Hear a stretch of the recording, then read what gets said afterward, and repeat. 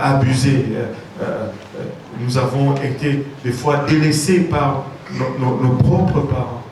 Et ça va être une blessure que si nous n'identifions pas et que nous ne laissons pas aller, qui risque d'affecter toute notre vie, jusqu'à même des fois affecter nos enfants.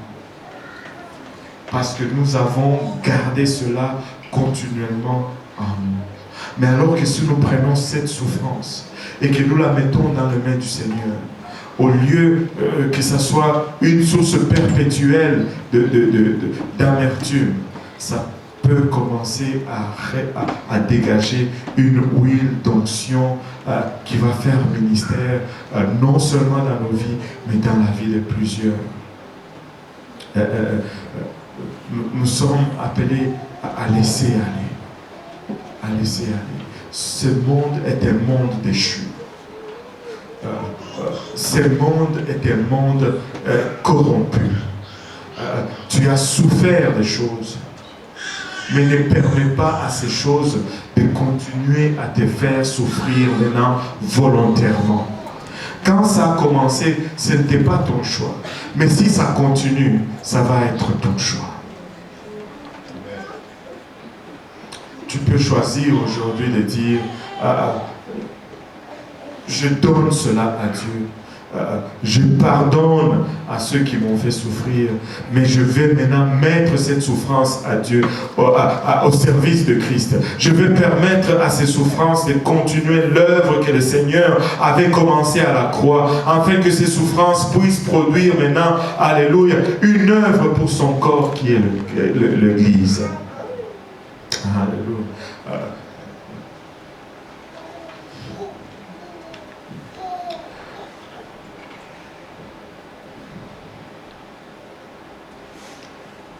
Ce n'était pas dans le plan de Dieu que tu souffres. Ce monde n'est pas ce que Dieu avait planifié. Je ne pense pas que Dieu avait planifié l'hiver. Je ne pense pas que Dieu avait planifié la mort. Dieu n'avait pas planifié les maladies. Mais parce que nous avons désobéi au plan de Dieu, nous nous sommes retrouvés avec ces choses comme un lot quotidien de nos vies. Mais malgré cela, Dieu nous donne une autre porte de sortie. Dieu peut prendre ce que le diable met dans nos vies comme une soustraction et le transformer en addition. Dieu peut prendre ce que le diable met dans notre vie comme une source de souffrance et le transformer en source de joie et source de ministère. Nous pouvons prendre notre situation, nous pouvons prendre notre impossibilité et le mettre dans les mains du Seigneur et aspirer à quelque chose de meilleur.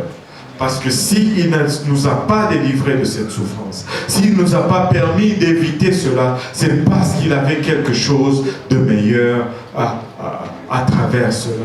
Et quoi de mieux que le salut? Quoi de mieux que quelqu'un qui vient à Dieu? Quoi de mieux que quelqu'un qui sait, alléluia, même si ce monde n'a que des espoirs pour moi. Écoutez, au-delà de la croix, j'ai la vie éternelle. Au-delà de la croix, alléluia, j'ai l'assurance éternelle.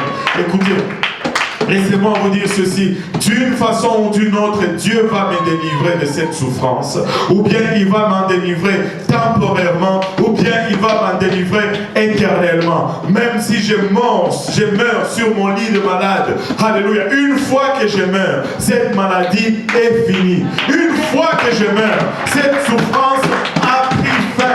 Je viens d'obtenir une délivrance temporaire jusqu'au jour de la trompette, jusqu'au jour où la trompette va sonner. Et laissez-moi vous dire ceci, lorsque la trompette sonne, alléluia, je suis établi pour une résurrection.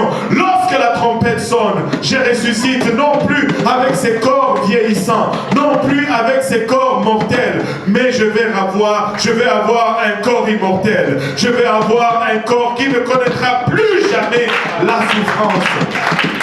Alléluia. Mais en attendant, lorsque je suis dans ce corps, je ne veux pas permettre au diable d'utiliser cette souffrance.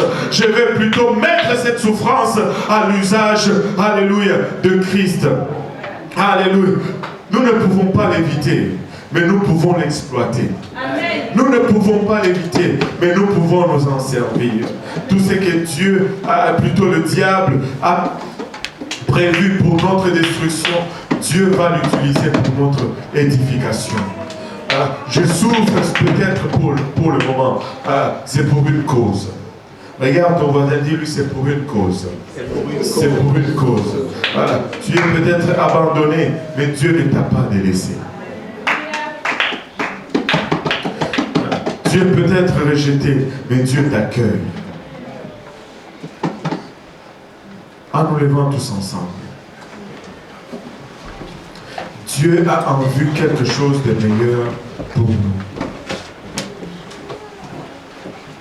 Dieu a en vue quelque chose de meilleur pour nous.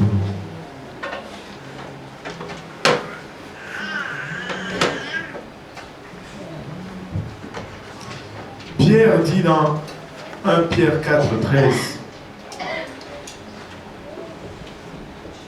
il dit, réjouissez-vous au contraire de la part que vous avez aux souffrances de Christ, afin que vous soyez aussi dans la joie et dans l'allégresse lorsque sa gloire apparaîtra.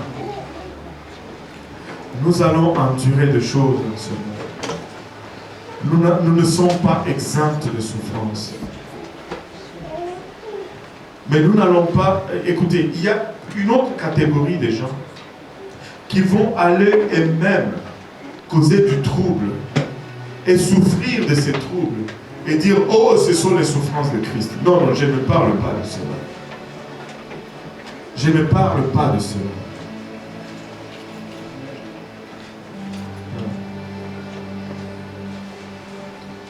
Si tu n'écoutes pas la parole du Seigneur et que tu te retrouves dans les troubles, ce ne sont pas là les souffrances de Christ.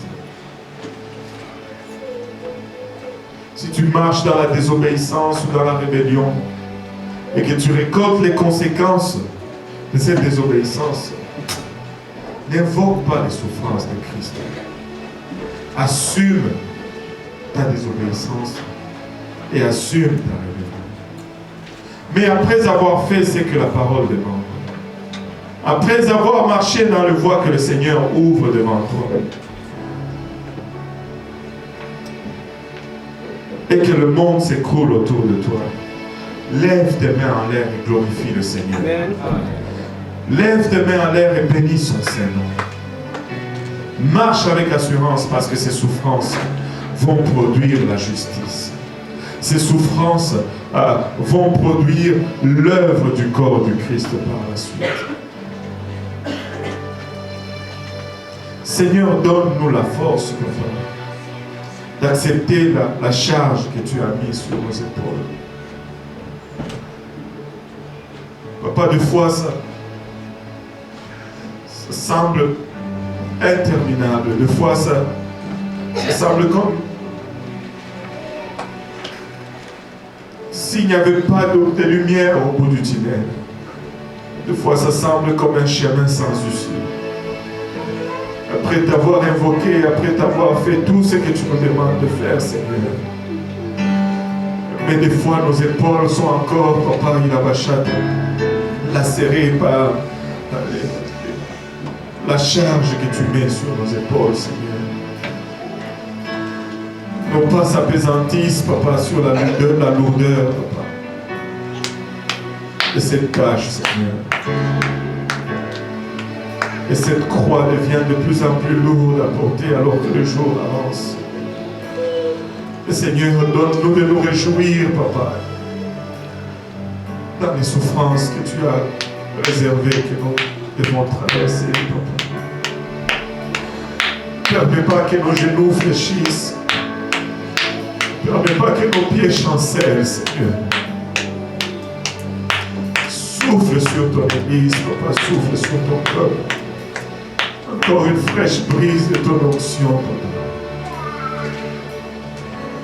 Puis nous venons reconnaître que certaines de ces choses, Papa,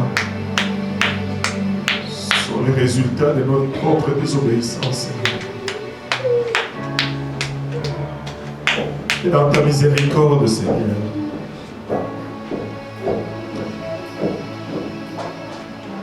Permets-nous de tout prendre par la droite et non par la gauche, Seigneur. Car nous voulons être des brebis et non des chèvres.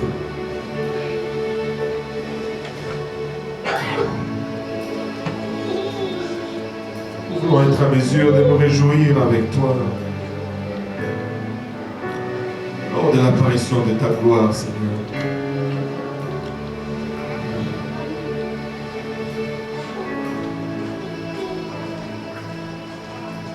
Soulage ton Église, soulage ton peuple, Seigneur.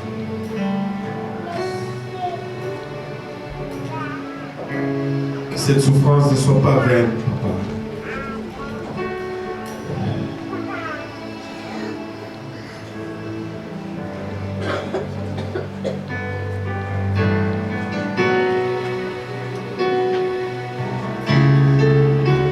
Que cette souffrance puisse ajouter, Papa,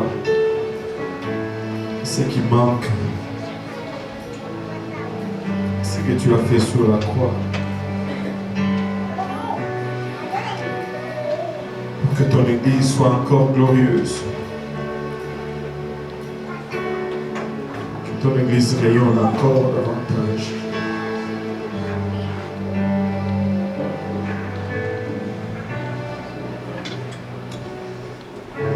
Donne-nous seulement d'endurer, Papa, ce que tu as jugé juste comme notre lot.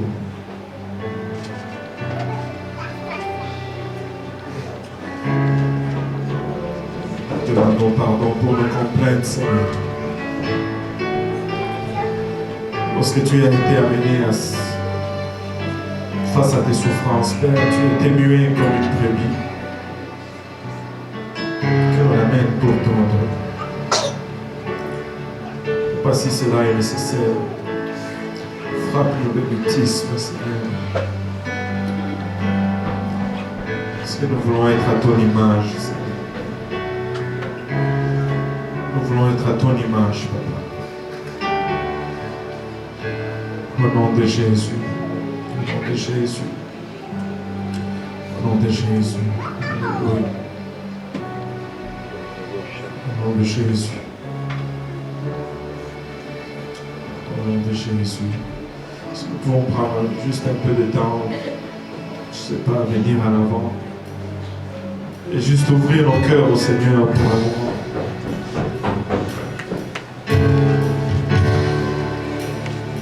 Je veux dire, Seigneur, donne-nous la force, donne-nous